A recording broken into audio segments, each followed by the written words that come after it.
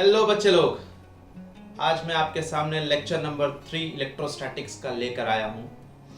Lecture number 2 में हम लोगों ने कूलम्ब्स लॉ कवर अप कर लिया था, उसके वेक्टर मेथड से फोर्सेस निकालना सीख लिया था, है ना।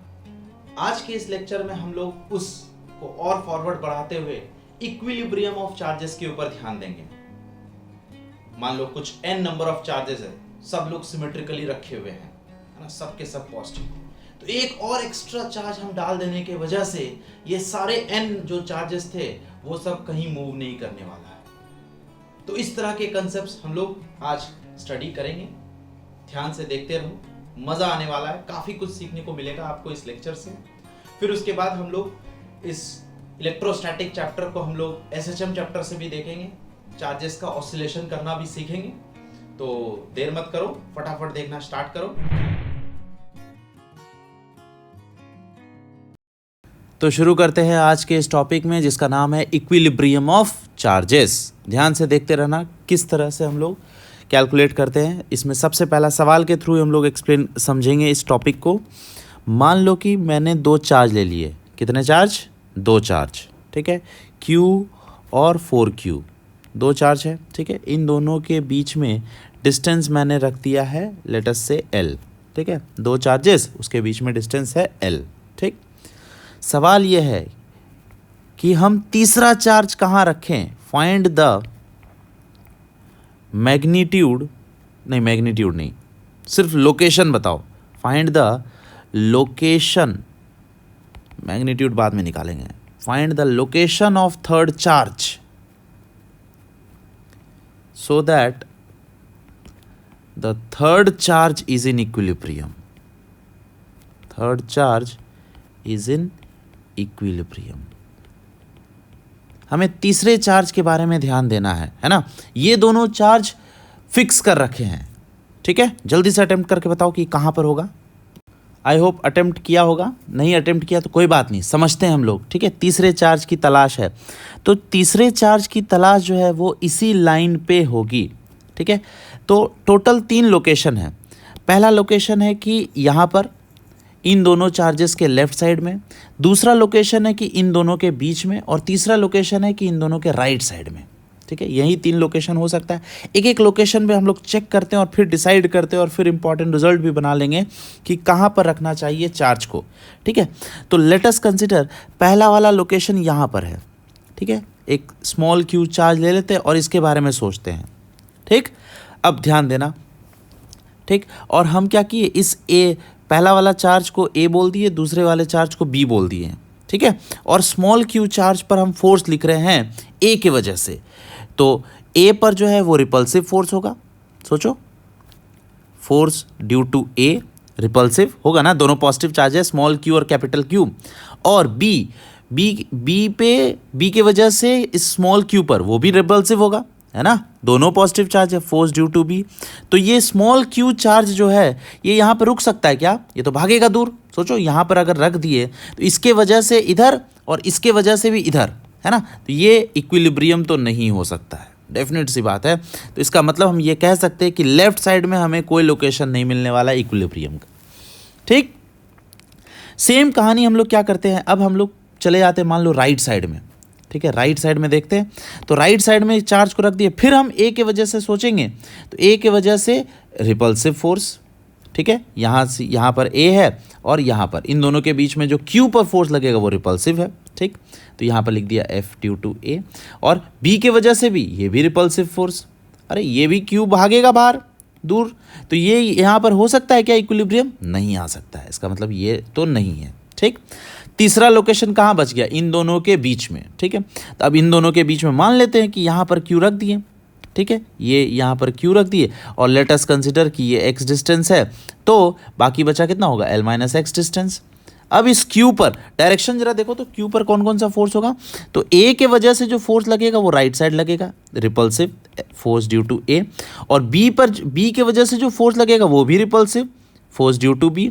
अच्छा, हाँ, इसका मतलब कि ये जो बॉडी है, ये वाला जो चार्ज है स्मॉल q चार्ज, ये इक्विलिब्रियम पे हो सकता है, यानी कि ये रुका रह सकता है, क्योंकि इस पे फोर्स इधर और इधर, और अगर ये दोनों फोर्स बराबर हो जाए तो ये तो इक्विलिब्रियम है। तो फट से इक्वेशन लिख दो।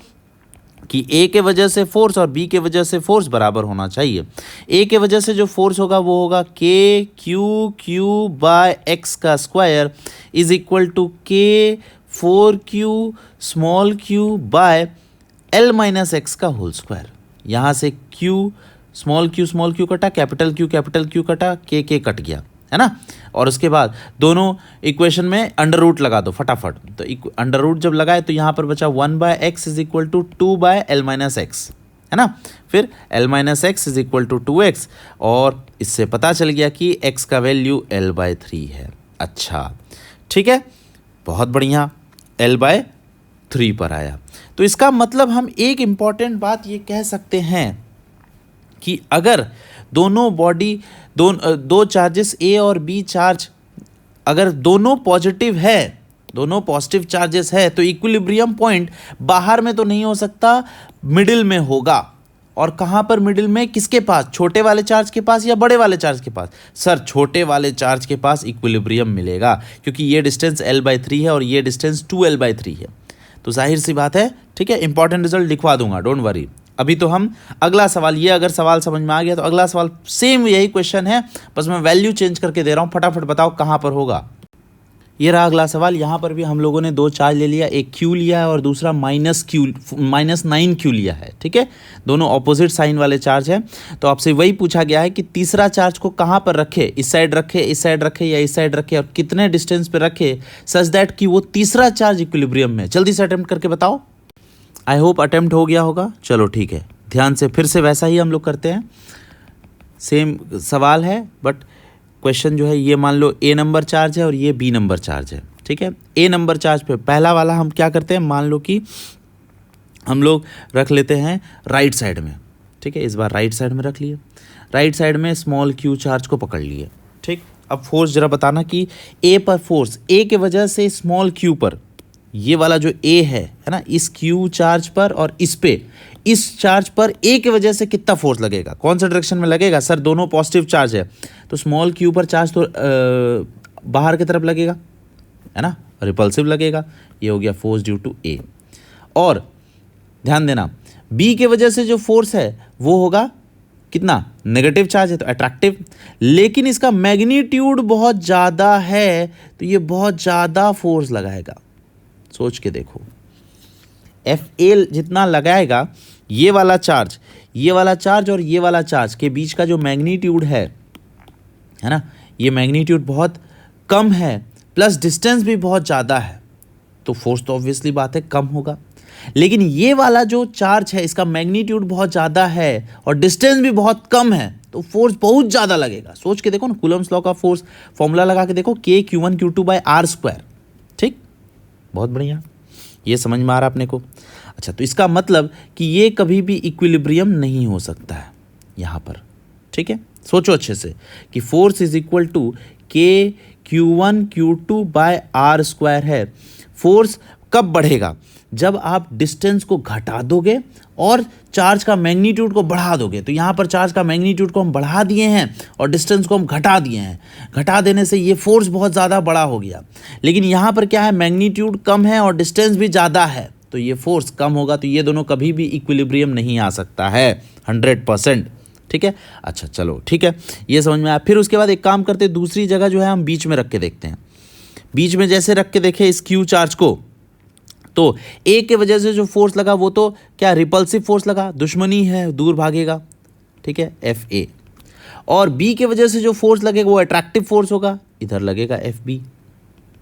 तो ये भी इक्विलिब्रियम तो नहीं हो सकता। ये खट से ये क्यू चार्ज किधर भाग जाएगा, राइट साइड भाग जाएगा, ठीक है, ओके। फिर उसके बाद तीसरा ऑप्शन क्या बचता है हमारे पास कि सर इसको हम लेफ्ट साइड ही रख के देखें। लेफ्ट साइड जैसे ही रख के देखें तो हमें पता चला कि इस पे जो फोर्स लग रहा है वो ए के वजह से जो लगा वो तो रिपल्सिव लगा Fa, और बी के वजह से जो फोर्स लगेगा वो अट्रैक्टिव लगेगा Fb, ठीक है। यहाँ पर थर्ड वाला जो केस है, इस थर्ड वाले केस में ये चार्ज इक्विलिब्रियम में हो सकता है, क्योंकि यहाँ पर क्या है, एक तो मैग्नीट्यूड कम है लेकिन डिस्टेंस भी कम है, और यहाँ पर मैग्नीट्यूड ज़्यादा है इसमें और इसमें मैग्नीट्यूड ज़्यादा है तो डिस्टेंस भी ज़्यादा है, तो हो सकता है कि ये बराबर हो जाए। ठीक है, तो ये वाला चांस है कि हम कह सकते हैं कि इक्विलिब्रियम हो, थर्ड नंबर पॉइंट। तो इसका मतलब F A must be equal to F B. ठीक है, तो यहाँ पर मान लो कि ये डिस्टेंस x है और x निकाल लेना। ठीक है, तो ए पॉइंट पर ए के वजह से जो फोर्स होगा वो कितना हो जाएगा, k Q q by x square is equal to again attractive force k 9q into small q divided by l plus x का होल स्क्वायर। तो यहाँ से के क्यू क्यू काट दो, के क्यू क्यू काट दो और फिर दोनों तरफ अंडर रूट लगा दो। तो यहाँ से x का वैल्यू सॉल्व करके आ जाएगा आपका L/2। ठीक है, आई होप आपका ये आंसर मैच कर गया होगा, है ना। तो इससे हम लोग इस क्वेश्चन से, ये वाला क्वेश्चन और पिछले वाले क्वेश्चन से क्या शिक्षा मिला हमें कि अगर दो चार्जेस सेम हो, सेम साइन के हों, ठीक है, सेम साइन के, सेम साइन ऑफ चार्जेस, तो थर्ड चार्ज कहाँ रखेंगे, थर्ड चार्ज हम लोग मिडिल में रखेंगे, third charge in the middle, third charge in middle. ठीक है, और अगर ऑपोजिट साइन ऑफ चार्जेस रहे, ऑपोजिट साइन ऑफ चार्जेस, तो थर्ड चार्ज कहाँ रखेंगे बताओ, लेफ्ट साइड या राइट साइड या मिडिल में? मिडिल में तो नहीं रखेंगे, लेफ्ट साइड भी नहीं, ऐसा रखेंगे कि छोटे वाले चार्ज के पास, है ना। तो आउटसाइड रखो, outside and near to smaller charge, near to smaller charge. ये आपको इंपॉर्टेंट पॉइंट है, याद रखना हमेशा कि थर्ड चार्ज जो है वो बाहर रखेंगे, दोनों चार्जेस के बीच में नहीं रखना है, बाहर रखना है और स्मॉलर चार्ज के पास। ये एक इंपॉर्टेंट रिजल्ट है, इससे आपका काम हो जाएगा। ठीक है, चलो अगला टॉपिक की ओर। इससे पहले वाला टॉपिक में हम लोग सिर्फ और सिर्फ थर्ड चार्ज के इक्विलिब्रियम के बारे में सोच रहे हैं। अगला टॉपिक हमारे पास जो है वो equilibrium of all the charges है। मतलब कि यहाँ पर देखो, एक चार्ज लिया है Q, दूसरा चार्ज लिया है 4Q। ठीक है, यहाँ पर दो चार्जेस है। ठीक, हम क्या करना चाह रहे हैं, ये दोनों चार्जेस को जैसे ही छोड़ोगे तो ये क्या होगा, ये भाग जाएगा, दूर भागेगा। तो बोला क्या कि find the magnitude of third charge such that all the charges will be in equilibrium. मतलब हम लोग तीसरे चार्ज को कहाँ पे रख दे और कितना रख दे ताकि सारे चार्जेस इक्विलिब्रियम में हो जाए। ठीक है, जल्दी से सोच के बताओ कितना होगा। चलो देखते हैं कैसे सॉल्व करें। तो जो तीसरा चार्ज है वो ये चीज़ तो कंफर्म है कि सिंस बोथ द चार्जेस, ये वाला चार्ज और ये वाला चार्ज पॉजिटिव है, तो तीसरा वाला चार्ज को कहाँ पे रखें ताकि वो तीसरा चार्ज इक्विलिब्रियम में हो जाए। तो हम लोग पहले सवाल कर चुके हैं, दैट इज़ बीच में रखना पड़ेगा। तो बीच में रख दो। ठीक है, मान लो कि बीच में हमने रख दिया स्मॉल क्यू चार्ज। ठीक है, अच्छा, ये स्मॉल क्यू चार्ज को बीच में रखेंगे तो ये तीसरा चार्ज इक्विलिब्रियम में है, कंफर्म है। ठीक है, और ये डिस्टेंस भी हम लोग निकाल लिए थे क्योंकि देखो सेम डाटा है ना, और आंसर भी आया था L/3 आ चुका था और ये 2L/3 आया था। याद करो, आया था ना, सॉल्व करके अभी निकाले थे। ठीक, बहुत बढ़िया। अच्छा, फिर क्या कर रहे हैं हम लोगों को, ये जो क्यू स्मॉल क्यू चार्ज ये तो इक्विलिब्रियम में है, लेकिन बाकी दोनों चार्ज, ये वाला जो क्यू है और ये वाला 4Q है, ये इक्विलिब्रियम में है नहीं, बिल्कुल नहीं। तो उसके लिए सोचना पड़ेगा कि इक्विलिब्रियम में करने के लिए क्या करें, ध्यान देना। तो अगर हम लोग यहाँ पर स्मॉल क्यू चार्ज रख दिए तो उसके वजह से क्या होगा कि यहाँ पर फोर्स लगेगा, है ना, फोर्स लगना चाहिए। कितना फोर्स लगेगा इस पे, इस कैपिटल क्यू पर कितना फोर्स लगेगा सर, कैपिटल क्यू पर फोर्स लगेगा इसके वजह से, स्मॉल क्यू के वजह से इधर रिपल्सिव और 4Q के वजह से भी रिपल्सिव। तो ये जो कैपिटल क्यू चार्ज है वो तो इक्विलिब्रियम में नहीं रहने वाला है ना, ये फट से भाग जाएगा। तो यानी कि अपने को यहाँ पर क्यू चार्ज तो नहीं रखना चाहिए। तो फिर दूसरा ऑप्शन हमारे पास ये है कि एक काम करते हैं, चलो इसको -Q रख के देखो। अगर हम इसको -Q रख के देखेंगे तो ध्यान से देखना, तो क्या होगा कि यहाँ पर Q और -Q के बीच में अट्रैक्शन हो गया। सोचो, कैपिटल Q और स्मॉल q के बीच में अट्रैक्शन और कैपिटल Q और 4Q के बीच में रिपल्शन। तो हाँ, ये वाला जो है हो सकता है, इसका मतलब हम लोगों को -Q चार्ज रखना चाहिए बीच में, +Q चार्ज तो नहीं रखना चाहिए। ठीक है, अच्छा, अब कितना रखेंगे वो निकाल लेते हैं। तो ए, ये वाला जो चार्ज है, ए वाला चार्ज है ना, इक्विलिब्रियम ए का, ए के बारे में अगर इक्विलिब्रियम सोचना है तो फोर्स ड्यू टू, ये ए था, ये बी था और ये सी था, है ना। तो हम लोग यहाँ पर फोर्स ड्यू टू B इधर है और फोर्स ड्यू टू C इधर है, ये दोनों बराबर कर दो। Force due to B is equal to force due to C। B पर जो फोर्स लग रहा है वो कितना लग रहा है सर, रिपल्सिव फोर्स है, यानी कि KQ4Q डिवाइडेड बाय L का स्क्वायर, ठीक है, क्योंकि बीच में डिस्टेंस जो है वो L था, is equal to KQ small q, sign लेने की जरूरत नहीं है क्योंकि मैग्नीट्यूड हम लोग बराबर कर रहे हैं, इज इक्वल टू L/3 का होल स्क्वायर, ठीक है। तो यहाँ से L स्क्वायर कटा, K और K को काटो, Q और Q को काटो, है ना। तो स्मॉल q का वैल्यू अपने को मिल जाएगा 4Q/9, ठीक है। और इस स्मॉल q जो है वो नेगेटिव होगा तो आंसर नेगेटिव होना चाहिए। This is the correct answer.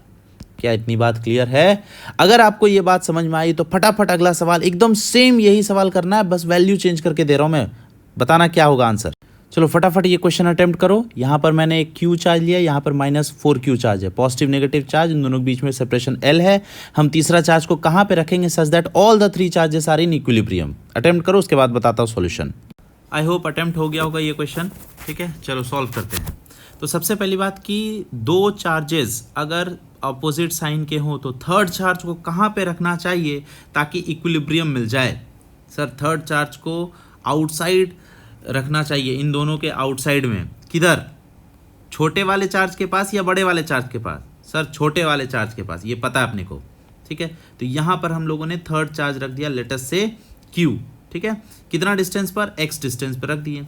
और ये वाला थर्ड चार्ज इक्विलिब्रियम में हो तो उसके लिए ये A है और ये B है, तो A के वजह से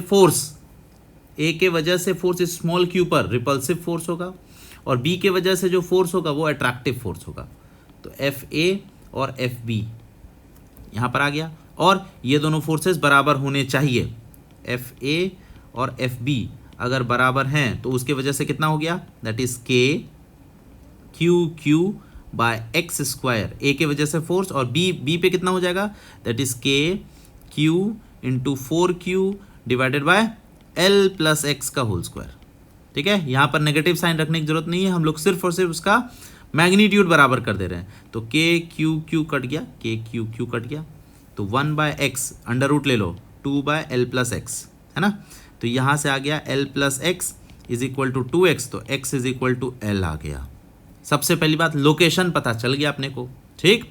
अब इस A चार्ज या B चार्ज किसी भी चार्ज पर हम लोग इक्विलिब्रियम एग्जिस्ट करा देंगे। तो for B charge to be in equilibrium,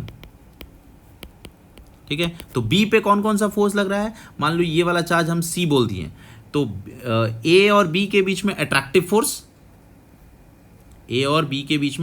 force, ठीक है।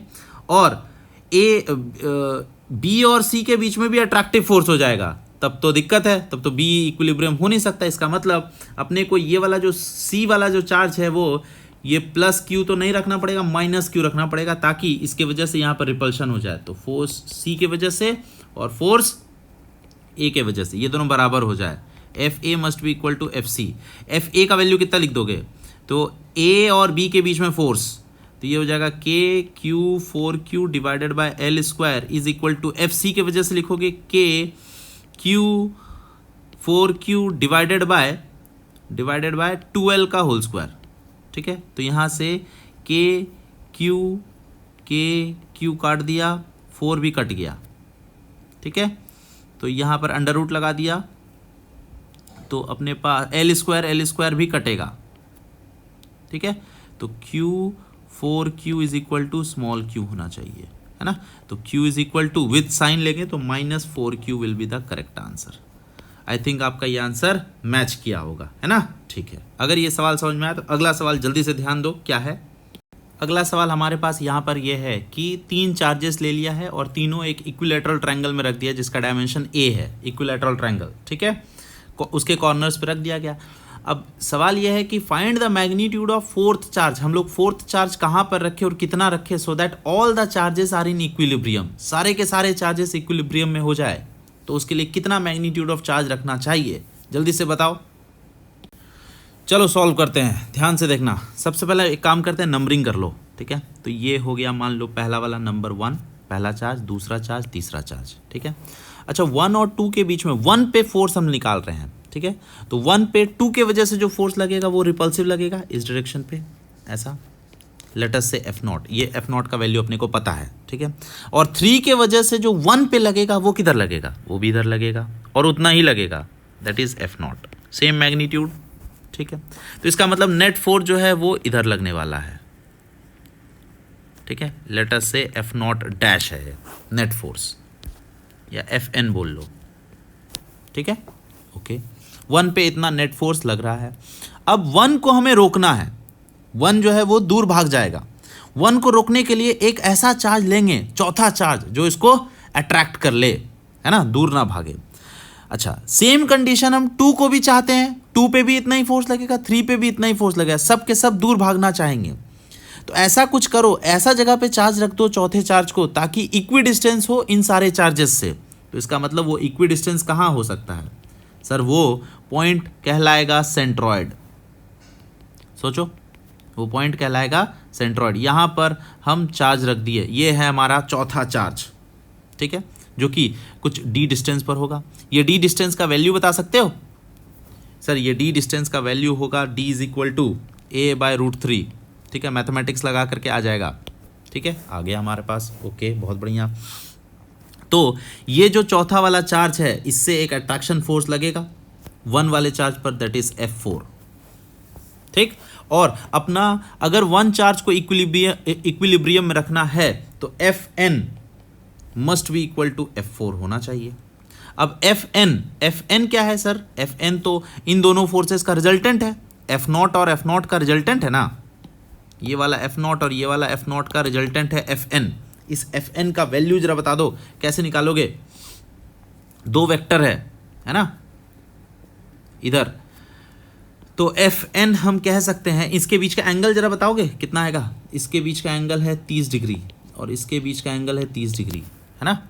तो नेट फोर्स निकालने का तरीका है F0 को ना कंपोनेंट कर दो, F0 को इधर तोड़ दिया और इधर तोड़ दिया, सोचो, तो F0 cos 30 और sin 30, तो ये हो गया F0/2 और ये भी हो गया F0/2, सोचो।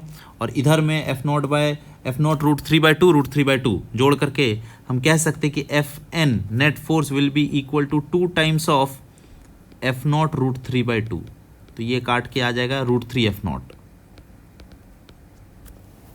ठीक है। Fn का वैल्यू पता चल गया है, okay.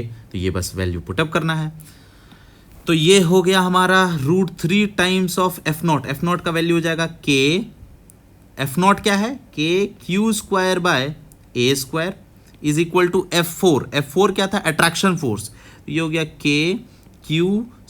Q divided by distance का स्क्वायर। डिस्टेंस क्या है सर? A/√3 का स्क्वायर, तो यहां से A² कटा, Q कटा, K कटा, ठीक है। तो इस Q का वैल्यू आ जाएगा, दैट इज Q का वैल्यू आ जाएगा Q/√3।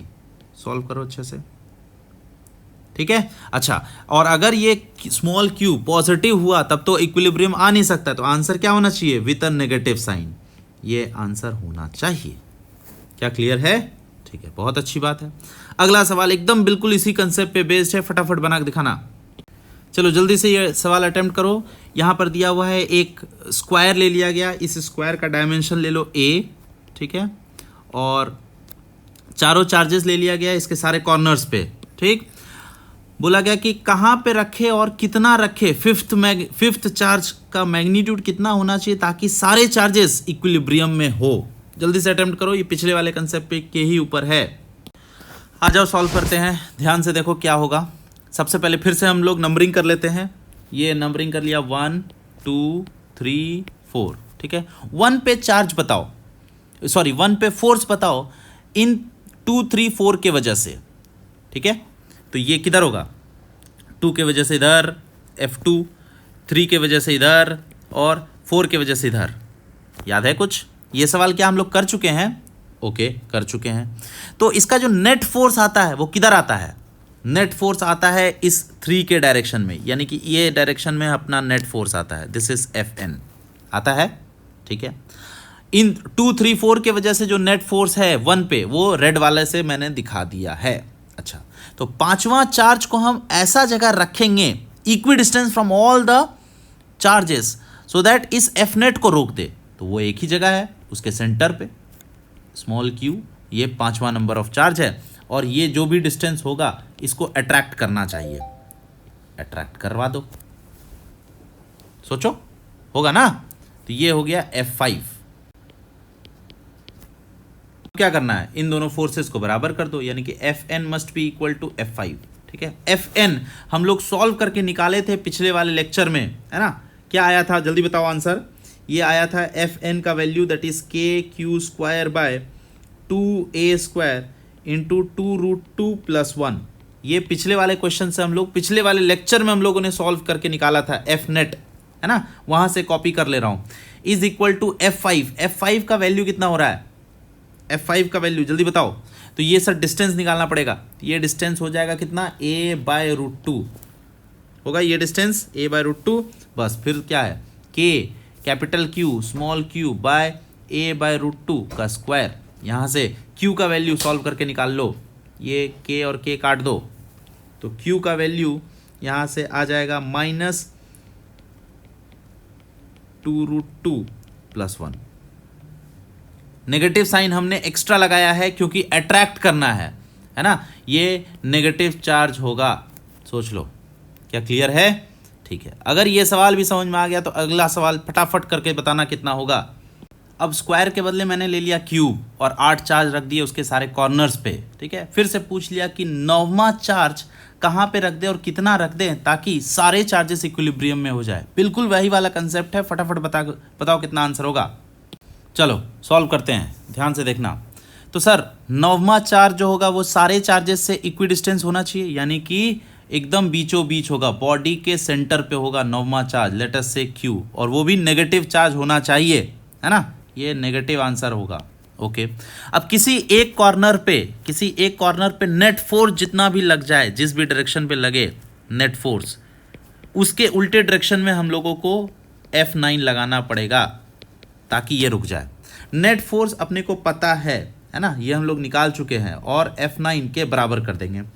नेट फोर्स कितना आया था पिछले वाले लेक्चर में, मैंने ये वाला सवाल कराया था, इसी दिन के लिए कराया था कि ताकि आप यहाँ पर आंसर कर सको। कितना था जल्दी से देख के बताओ।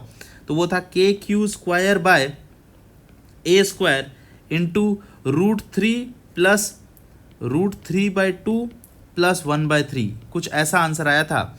और F9 के बराबर करना है, तो ये F9 कितना हो जाएगा, K capital Q small q divided by distance sir ये वाला जो डिस्टेंस होना चाहिए वो कितना होना चाहिए, यहाँ से यहाँ तक का जो डिस्टेंस है, बॉडी डायगोनल होता है √3a, तो उसका आधा, तो √3a/2 होना चाहिए ये वाला आंसर। तो ये हो जाएगा √3a/2 का होल स्क्वायर। बस यहाँ से Q काट दो, K काट दो, और फाइनली सब यहाँ से a और a² काट दिया, और फाइनली इस Q का वैल्यू सब कुछ सॉल्व करने के बाद आंसर आएगा। मैं आंसर डायरेक्ट लिख रहा हूँ, दैट इज -3Q/4 इंटू √3 + √3/2 + 1/3। मजेदार सवाल था, है ना। चलो बहुत अच्छी बात है, ये भी हो गया। चलो अगला सवाल की ओर बढ़ते हैं। अगला टॉपिक है हमारे पास स्टेबल और अनस्टेबल इक्विलिब्रियम ऑफ चार्जेस, है ना। ध्यान देना कैसे करते हैं हम लोग स्टेबल और अनस्टेबल। सबसे पहला केस 1 ले लेते हैं कि अगर हमारे पास if Q is positive, sir क्या मतलब हो रहा है वो समझो ध्यान से। मैंने क्या किया, यहाँ पर एक चार्ज लिया है, यहाँ पर दूसरा चार्ज लिया, दोनों Q और Q है, ठीक। इन दोनों चार्जेस के प्रेजेंस में एक तीसरा चार्ज लेके आना चाहता हूँ, that is small q charge. वो एक पॉजिटिव चार्ज है ना। उसको इक्विलिब्रियम में सोचेंगे तो वो चार्ज को कहाँ रखना चाहिए, थर्ड चार्ज कहाँ रखेंगे सर, दोनों सेम पॉजिटिव चार्ज है, तो थर्ड चार्ज को हम लोगों को बीचों बीच रख देना चाहिए, इन द मिडिल, है ना। अगर सेम चार्जेस हो तो मिडिल में है, ठीक है। ओके, बहुत अच्छी बात है। अब क्या करेंगे, इस चार्ज को, ये चार्ज इक्विलिब्रियम में आ गया, है ना। नेट फोर्स तो इक्विलिब्रियम में, नेट फोर्स इक्वल टू 0 है। तो अब इस चार्ज को हम लोग दो साइड चेक करना है कि क्या ये चार्ज स्टेबल इक्विलिब्रियम में है या अनस्टेबल इक्विलिब्रियम में है। वो कैसे चेक करते हैं सर? इसको चेक करने के लिए हम लोगों को इसको डिस्प्लेस करा के देखना पड़ेगा। कराते हैं डिस्प्लेस। तो इस स्मॉल क्यू चार्ज को हम लोग लेफ्ट साइड डिस्प्लेस करा दिए, थोड़ा सा लेफ्ट साइड डिस्प्लेस करा दिए। तो जैसे ही लेफ्ट साइड डिस्प्लेस कराए तो ध्यान से देखो तो क्या होगा, ये बॉडी राइट साइड भागने की कोशिश करेगा। क्यों? क्योंकि जैसे ही ये वाला चार्ज इधर गया तो ये वाला चार्ज के वजह से इस वाले चार्ज पर ज़्यादा रिपल्सिव फोर्स लगेगा और ये वापस से कम बैक कर जाएगा, है ना। तो इस पर हम कह सकते हैं कि नेट फोर्स इस डायरेक्शन में लगेगा, ठीक। और अगर मान लो आपने इधर डिस्प्लेस करा दिया एस, है ना, तो इस पर नेट फोर्स जो है उल्टे डायरेक्शन में लगेगा, एफ नेट। तो इसका मतलब कि ये कैसा चार्ज है, तो हम कह सकते हैं कि ये जो स्मॉल क्यू चार्ज है ये एक स्टेबल इक्विलिब्रियम है, स्टेबल इक्विलिब्रियम, ठीक है। अच्छा, फिर ध्यान देना, हम सेम यहीं पर यहाँ पर वही चार्ज को बना रहे हैं। यहाँ पर क्यू चार्ज लिए,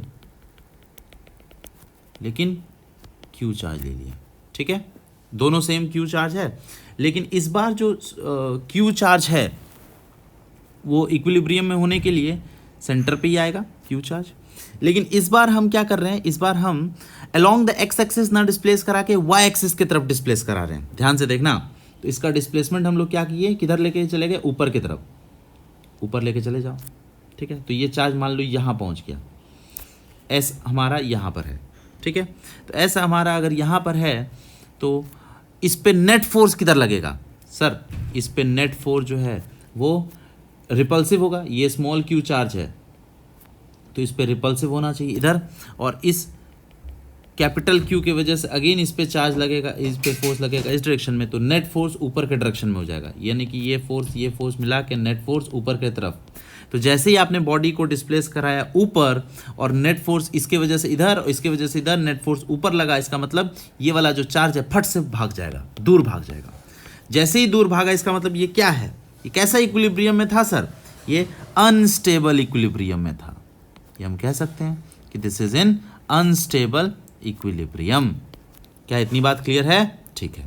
अब हमारा केस 2 होगा कि अगर हम इस स्मॉल क्यू चार्ज को पॉजिटिव ना लेकर के नेगेटिव ले तब क्या होगा। सोचो, केस 2 करके बताओ कितना होगा। If this Q is negative, अगर हमारा पहला वाला क्यू जो है वो पॉजिटिव था, अब क्यू हमारा नेगेटिव है, तब क्या करेंगे। सेम कंडीशन, सेम उसी तरीके से करके बताओ। यहाँ पर क्यू चार्ज है और इससे हम लोग कुछ दूर के बाद एक और क्यू चार्ज ले लिए, ठीक है।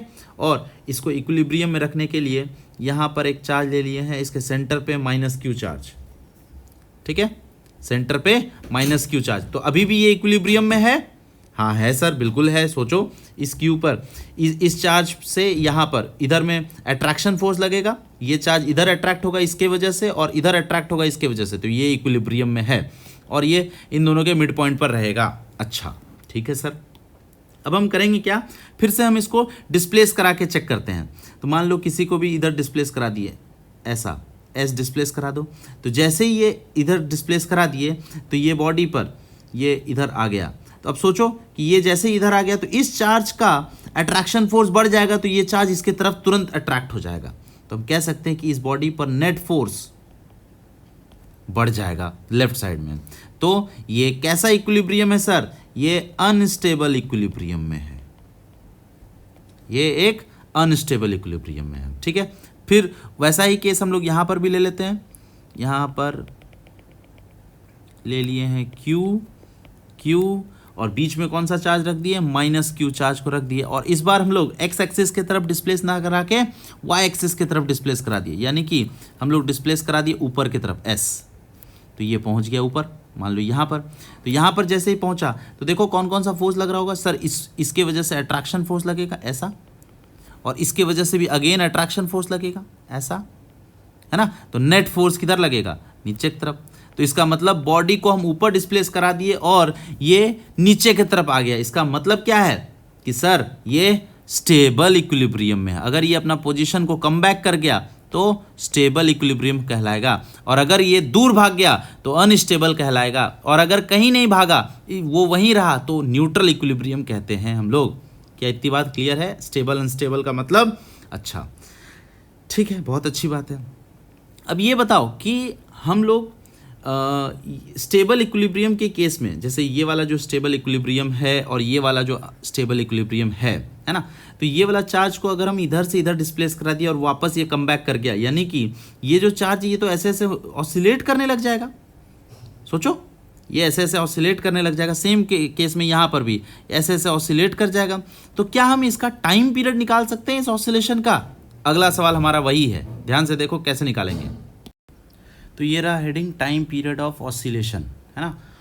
तो सवाल इसमें यह है कि यहाँ पर दो चार्ज है, पॉजिटिव क्यू चार्ज फिक्स्ड है, और एक थर्ड चार्ज को हम लोग इसके मिडिल में रख दिए हैं एल और एल डिस्टेंस पर, ठीक है। और ये चार्ज को मुझे ऑसिलेट कराना है। अगर हम स्मॉल डिस्प्लेसमेंट कराएंगे तो find out the time period of this positive charge Q, यहाँ पर पॉजिटिव चार्ज रखें, इसका टाइम पीरियड निकालना है, ठीक है। तो ध्यान से देखो, पहले अटेम्प्ट कर लो, उसके बाद बताता हूँ मैं, ठीक है। कर लिया स्क्रीन को पॉज? ओके, चलो अटेम्प्ट भी हो गया होगा। अब आते हैं इसके सॉल्यूशन पे। तो फिर हम लोग सॉल्व करना है। अगर क्वेश्चन में एक और इन्फॉर्मेशन दिया हुआ था कि इस चार्ज का मास m भी है, ठीक है, ओके।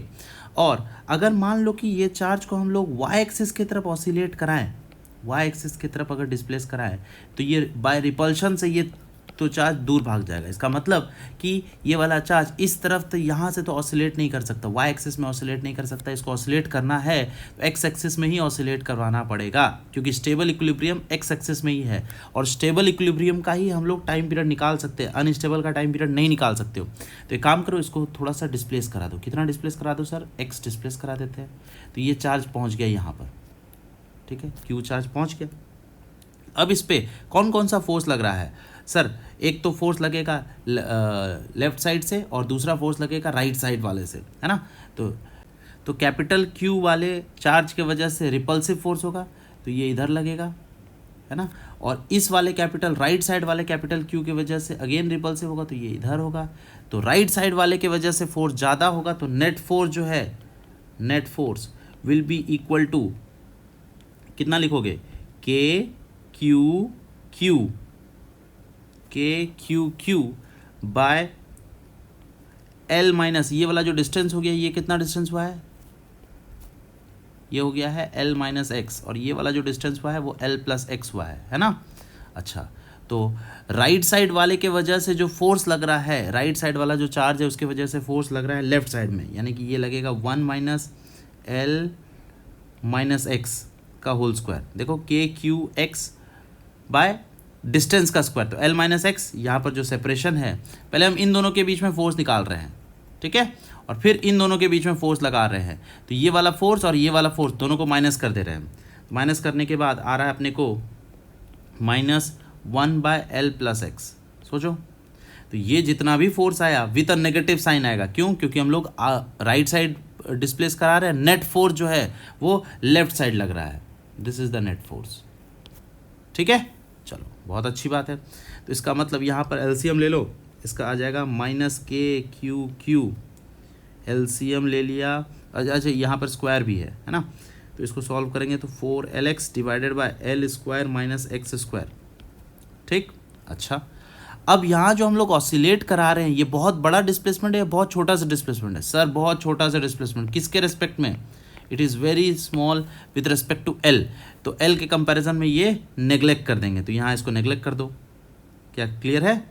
अच्छा, नेग्लेक्ट कर देने के बाद तो ये आ जाएगा minus K Q Q 4LX divided by L power 4, ठीक है। तो यहाँ से एक एल काट दिया तो एल क्यूब बचेगा, है ना, ठीक। तो this is equal to MA होता है ना।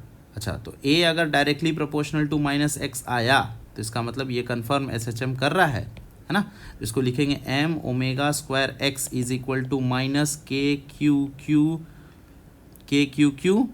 4 times of x divided by L cube, है ना। तो यहाँ से x और x काट दिया तो ओमेगा का वैल्यू आ जाएगा अंडर रूट में। कितना आ गया? ओमेगा का वैल्यू आ गया 4k divided by ml cube. तो टाइम पीरियड आ जाएगा 2 pi by omega, that is 2 pi under root m l cube divided by 4k q. I think this would be the correct answer. ठीक है, चलो बहुत अच्छी बात है। अगर मान लो हम यहाँ पर जो बीच वाला जो चार्ज है ये पॉजिटिव चार्ज के बदले अगर मान लो नेगेटिव चार्ज रख दे तब क्या होगा, ये हमारा अगला सवाल है कि उसका कितना टाइम पीरियड आएगा नेगेटिव चार्ज की वजह से। ये रहा अगला सवाल कि यहाँ पर क्यू चार्ज ले लिए, ये क्यू चार्ज ले लिए, ये दोनों फिक्स है और बीच में हम लोग माइनस क्यू चार्ज रख दिए एकदम बीचों बीच, एल और एल डिस्टेंस, ये एल ये एल। ठीक है, अब बताना है कि इस माइनस क्यू चार्ज को हम लोग फिर से डिस्प्लेस कराएंगे तो वो ऑसिलेट करने लग जाएगा, तो उस ऑसिलेशन का टाइम पीरियड बताना है, स्मॉल ऑसिलेशन। ये नहीं बताया गया किस साइड हम लोग ऑसिलेट करा रहे हैं। सोच के आंसर जल्दी से कैलकुलेट करके बताओ कितना होगा। आई थिंक आपका ये आंसर आ गया होगा, अटेम्प्ट कर लिया क्वेश्चन। ठीक है, चलो देखो कैसे सॉल्व करेंगे हम लोग। तो सबसे पहली बात कि हम लोग ये नेगेटिव चार्ज को अगर मान लो इधर डिस्प्लेस करा दिए अलोंग एक्स एक्सिस, या इधर, है ना, तो ये एक अनस्टेबल इक्विलिब्रियम हो जाएगा। जैसे इधर किए तो ये इसके साथ चिपक जाएगा, तो अनस्टेबल इक्विलिब्रियम का टाइम पीरियड तो नहीं निकाल सकते, तो इसके लिए क्या करना पड़ेगा, अपने को ऊपर डिस्प्लेस कराए। जैसे ही ऊपर डिस्प्लेस कराए तो ये फिर वापस कम बैक करेगा, है ना। ठीक है, कराओ। जो स्टेबल इक्विलिब्रियम है तो इसको वापस कम बैक कराना है, तो मान लो ये यहाँ पर इतना डिस्प्लेस करा दिए, कितना डिस्प्लेस करा है, एक्स डिस्प्लेस करा दिए। ठीक है, तो यहाँ पर माइनस क्यू पहुँच चुका है अपने पास। ठीक है, और इस पे जो फोर्स लगेगा माइनस क्यू पे, एक तो इधर से लगेगा और एक इधर से लगेगा, तो नेट फोर्स फिर से इसका कंपोनेंट इधर और इधर कर दो। इसका मतलब नेट फोर्स जो है वो किधर आने वाला है, इधर ही आएगा, है ना। ये वाला कंपोनेंट कटने वाला है, तो नेट फोर्स इधर आएगा, एफ नेट। ठीक है, ओके, कितना आएगा सर एफ नेट, निकालते हैं हम लोग। यहाँ पर हम लिख सकते हैं कि F net will be equal to, ये जो फोर्स है एफ नॉट सपोज, तो एफ नॉट जो है और ये एंगल अगर हम थीटा मान लें, है ना, तो ये हो जाएगा F not cos theta into plus F not cos theta, तो 2 times of F not cos theta होगा। सोच लो अच्छे से, 2 times of F not cos theta, ये भी कॉस थीटा ही होगा, थीटा अगर मान लिए तो। ठीक है, ओके, तो सर ये एफ नॉट का वैल्यू कितना है, एफ नॉट का वैल्यू हो जाएगा के क्यू बाय डिस्टेंस हो गया है, पाइथागोरस थ्योरम लगाओगे तो L square plus x square का पावर अंडर रूट का स्क्वायर, ये हो गया, इनटू कॉस थीटा का वैल्यू, कॉस थीटा का value sir base by hypotenuse है, यानी कि इस ट्रायंगल में कॉस थीटा ये एक्स डिवाइडेड बाय हाइपोटेन्यूज, तो एक्स हो गया, एक्स डिवाइडेड बाय हाइपोटेन्यूज हो जाएगा कितना, L square plus x square का अंडर रूट, है ना।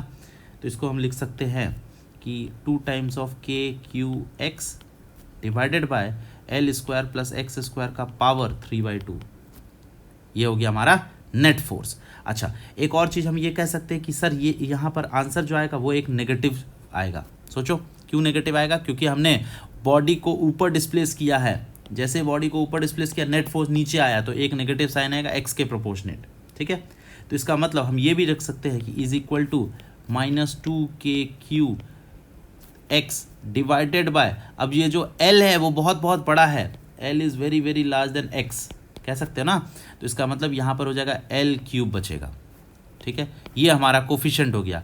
अगर नेट फोर्स इक्वल टू कुछ kx आता था कोई कांस्टेंट, तो ये k इक्वलेंट हो गया है हमारा, k इक्वलेंट डायरेक्टली लिख सकते हैं हम लोग कि k इक्वलेंट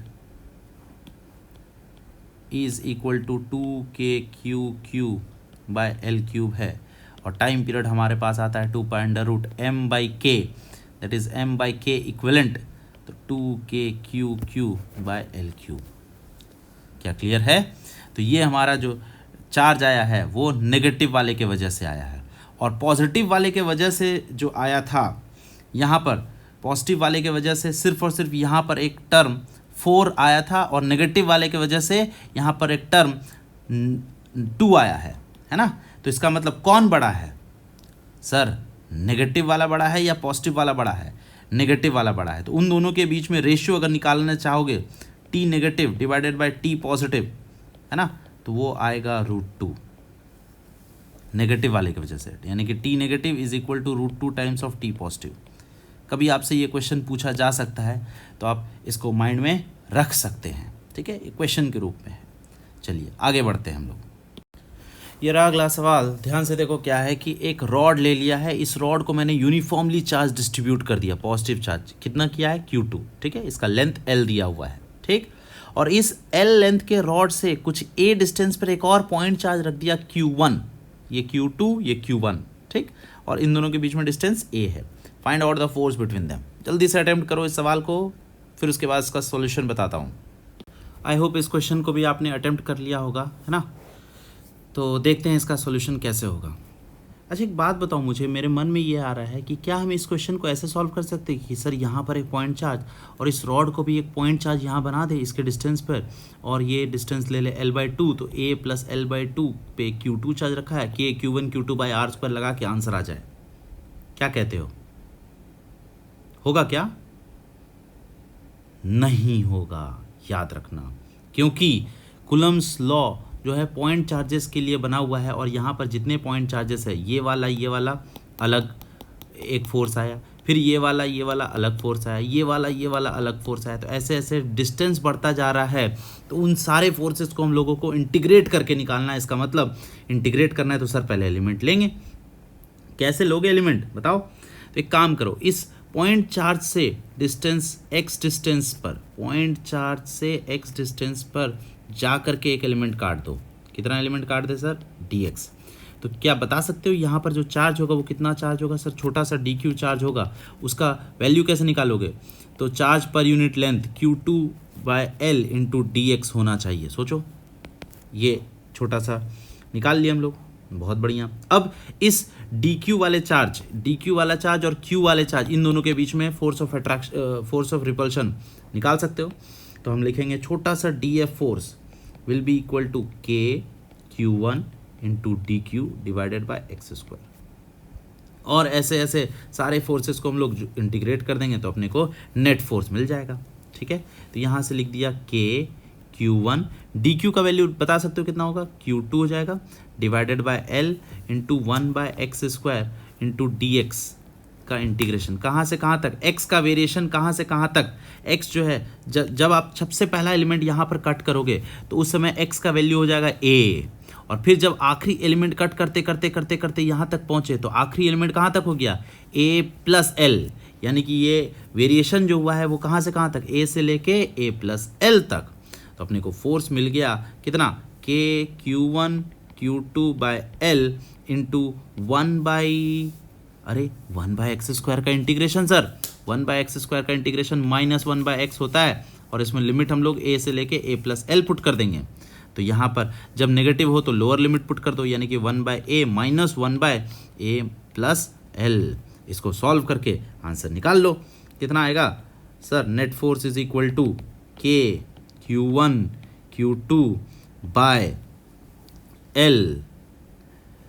L और L देखो ऊपर और नीचे कटेगा, और फाइनली सब कुछ सॉल्व करने पर a + L will be the correct answer. ये है ना। तो ये कोई, इस क्वेश्चन में कोई खास बात तो है नहीं, ये नॉर्मल सा मेंस लेवल का क्वेश्चन है ना।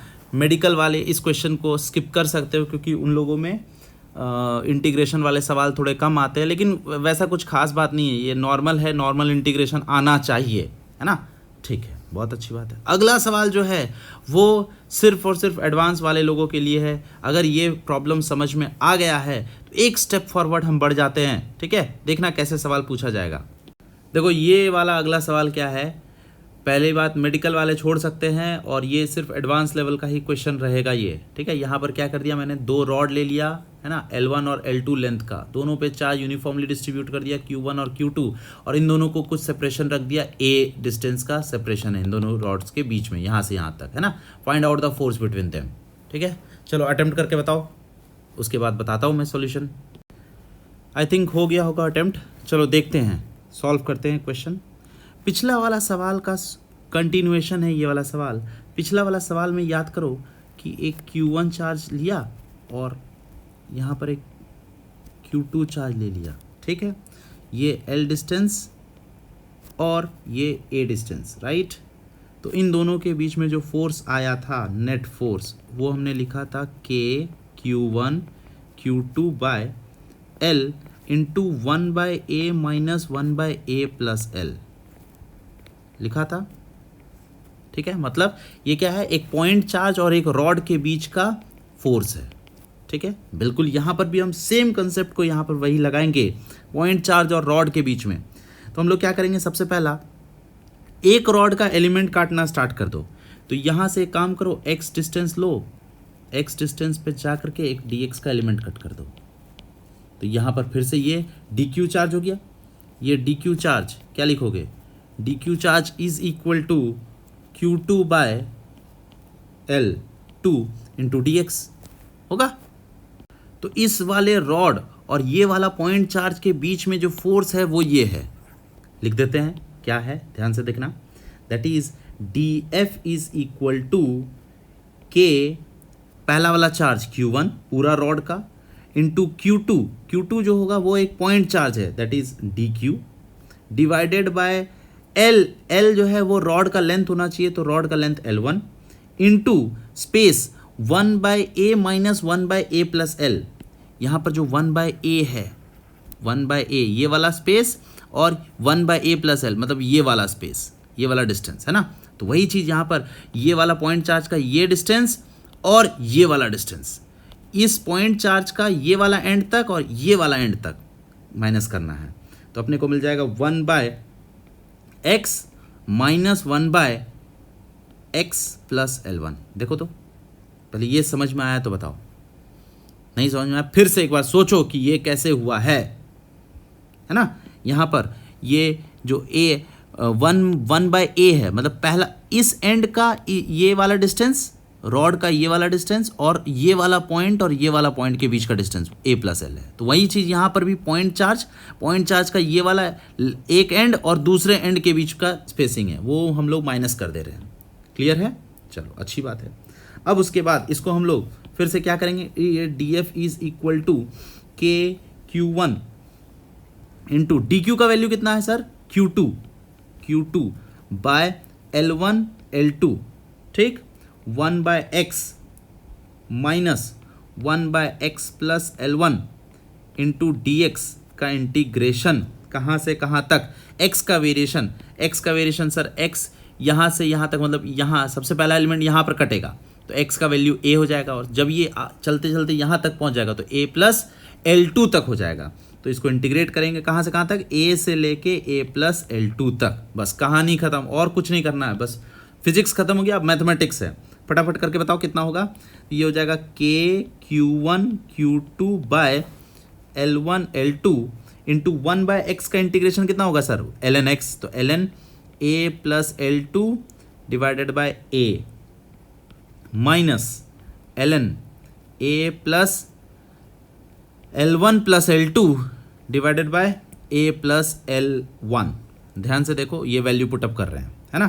तो फाइनली ये ln m minus ln n है ना, क्या होता है, ln m by n divide कर लेते हैं हम लोग। तो यहाँ पर फाइनल आंसर जो आएगा, net force is equal to k q1 q2 by L1 L2 into ln a plus L2 into a plus L1 divided by a into a plus L1 plus L2। ये I think correct answer है।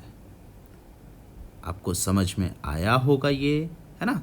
वैसे कुछ खास बात नहीं है, but अच्छा सवाल है ये, ठीक है। चलिए, तो इसी सवाल के साथ हम लोग अलविदा लेते हैं, फिर मिलेंगे अगले दिन अलग क्वेश्चंस के साथ, अलग टॉपिक्स के साथ, है ना। और अगर आपको अच्छा लगा तो यार एक लाइक बटन दबा देना, ताकि आपको, मुझे अच्छा लगे, आपके लिए ही वीडियो बना रहा हूँ, ठीक है। चलिए, बाय बाय।